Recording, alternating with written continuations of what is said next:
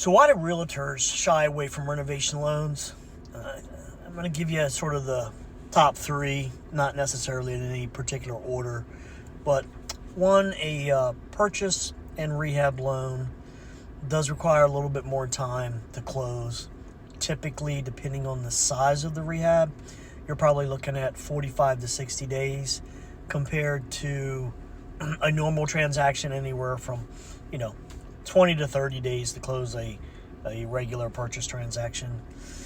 I think the second reason is that it obviously involves a contractor who must give us a bid, and then once we get the final bid, we will order the appraisal based on the ARV of the property. So typically, having another party involved can present some challenges on the transaction.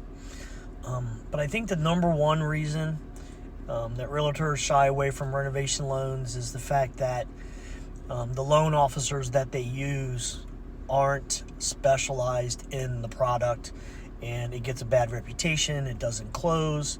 There's a lot of things that could come up to a loan officer that's not experienced in renovation lending and doesn't specialize in it and really understand how you need to bring the field piece together to get it closed on time.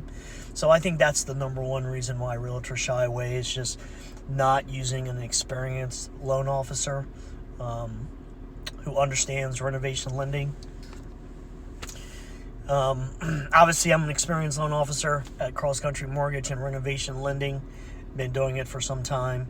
So if I could make any suggestions to realtors, is when a renovation loan does possibly come up on a property that you're showing a potential buyer, is to contact a renovation specialist and work with someone who specializes in that particular product.